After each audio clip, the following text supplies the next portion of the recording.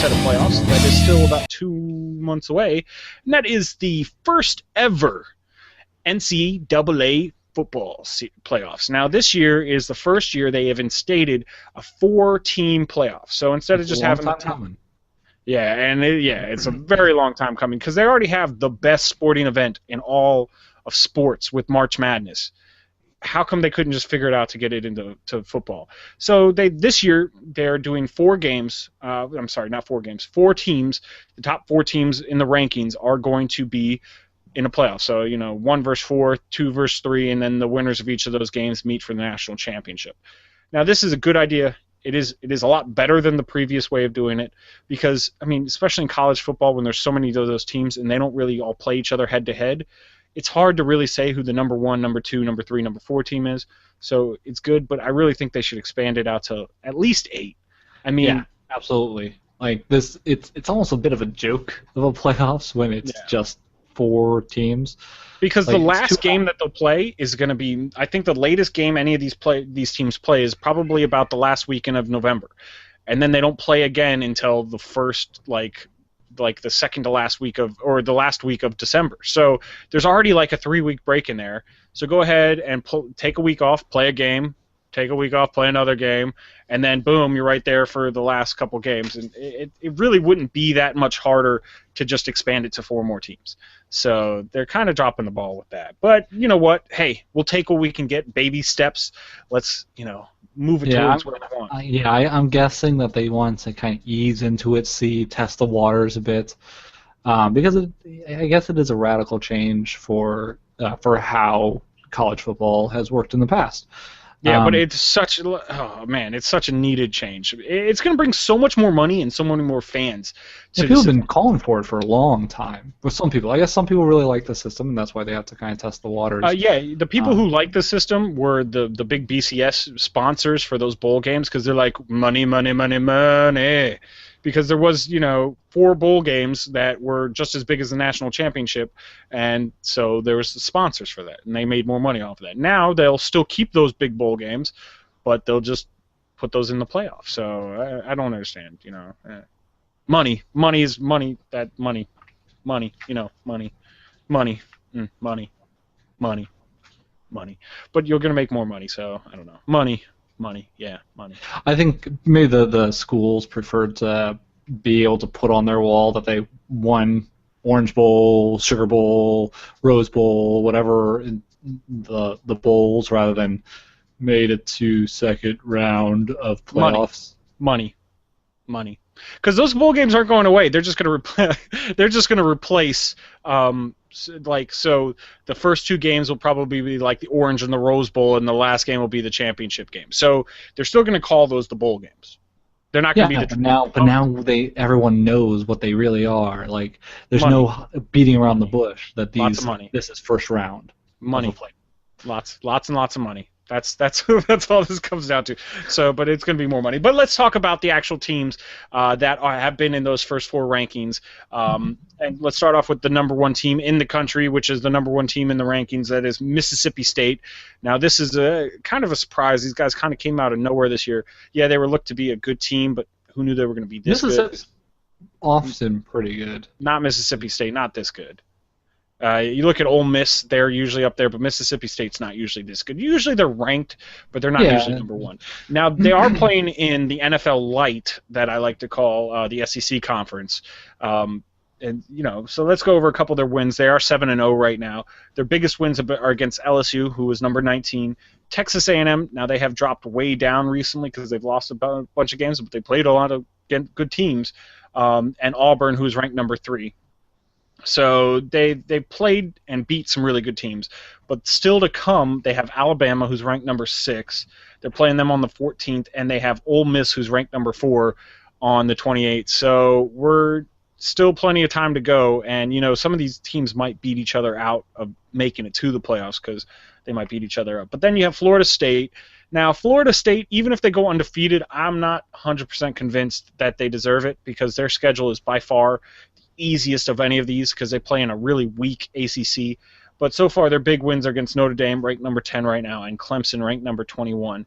Now, I'm not trying to say that they don't have the best player in the country in Jameis Winston, but he's probably also one of the stupidest players in the country, costing himself already probably about $20 million this year alone in draft money. So yeah, he's already like. Did he ever get a suspension for a couple games? No, or but did they kind of like just overlook his stuff so far? Money.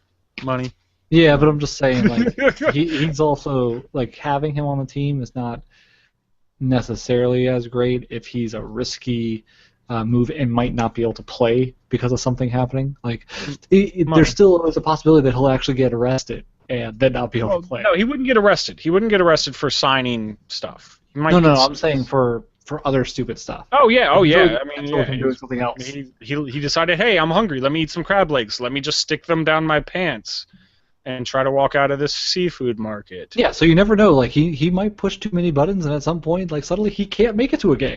Yeah, so having him doesn't help you if that happens, you know? Now, their big games upcoming is Florida. Florida's having a really down year for Florida, but they're still Florida, so you can't count them out. And Louisville, I believe they're actually playing them Saturday.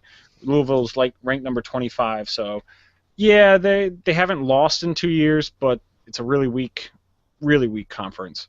And you'll look at 3 of the top 4 / 4 of the top 6 are SEC teams, so it's kind of interesting. Then number 3, like I said, an SEC team is Auburn. They're 6-1. Their big wins against LSU and South Carolina. South Carolina's not up in the rankings, but they're a pretty tough team, especially a Steve Spurrier team. Now, their one loss was to Mississippi State, so if in terms of losses, it's not the worst loss in the world to the number 1 team in the country. Could be worse, But and it's also in college football, it's about when you lose to teams. If you lose earlier in the season, it's looked at a lot better than losing later in the season. So I think they were lucky to get that out of the way. But they do have a pretty tough schedule still coming up. They still have to play Texas A&M. Again, they're on a downward slope, but a solid team. They're playing Georgia, number 11, and that is in 2 weeks.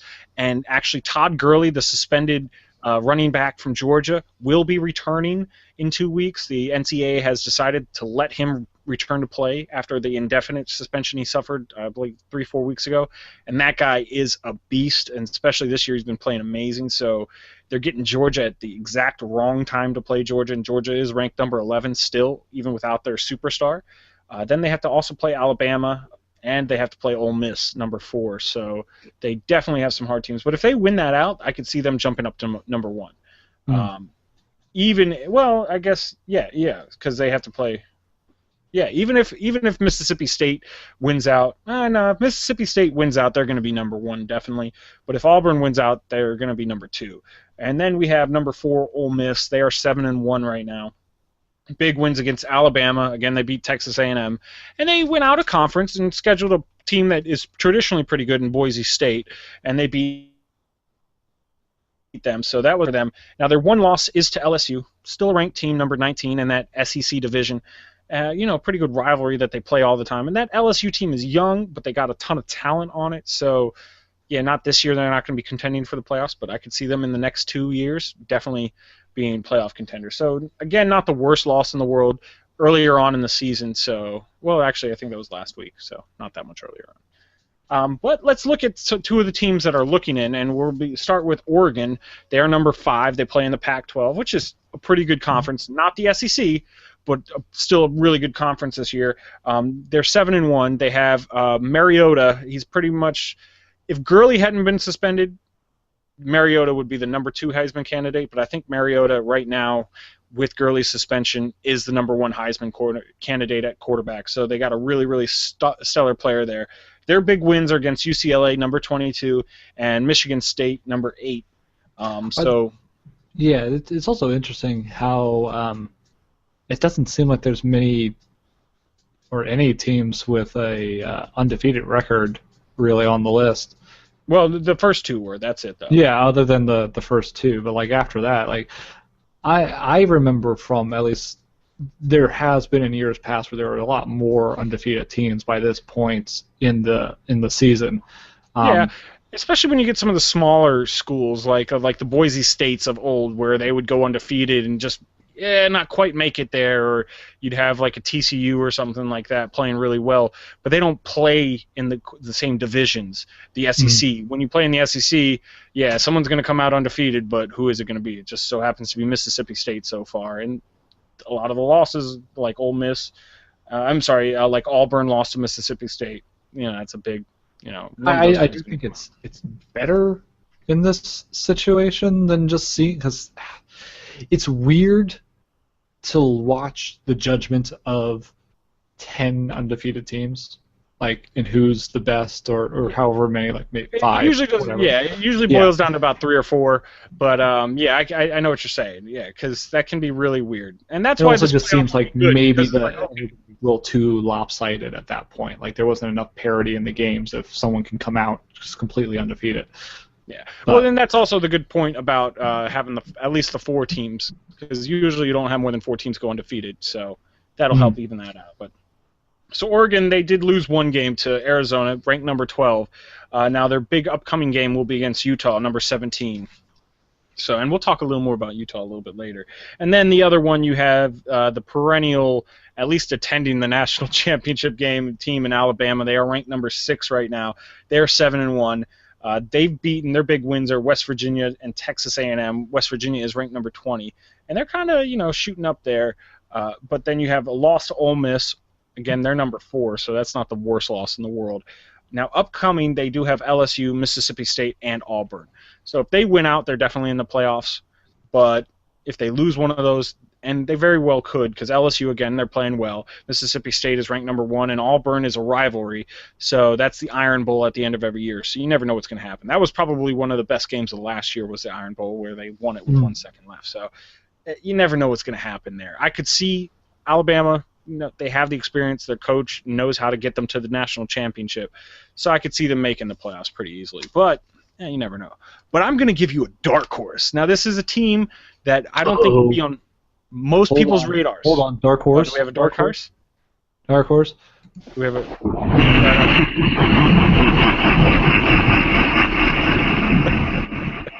Okay, because if you had just left the thunder in there, I would have had to talk about Kevin Durant. But since you put the evil cackle laugh, I like it. That is our dark horse sound effect. All right. And so the dark horse, Halloween. There you go. Perfect. The dark horse I'm going to give you is a ranked team, but I don't think many people would put this team on their radar. Now, they have to do a lot to get in there, and a lot of people have to lose some games that they normally wouldn't for them to make it there. But, if they win out, I can see them going, and that is Utah. Utah is 6-1 right now. They are ranked, I believe it's 16, and they have some interesting upcoming games. They have to play. They have wins against UCLA, Michigan, and USC, so quality wins. They did lose to Washington State, but that was early on in the season. So, again, it matters when you lose. But they have upcoming against ASU, Arizona State University, number 14. They have to play number 5, Oregon. They have to play number 12, Arizona. So 3 very, very quality opponents. And then they also have to play Stanford, which is always good. So if they win out, then that means Oregon's going to drop way back. I imagine that, Mississippi State, Auburn, and Ole Miss, they still have to, and Alabama, they all have to play each other, in some different combination here or there. So that's going to beat them up a little bit. Florida State, yeah, they're probably going to breeze through undefeated.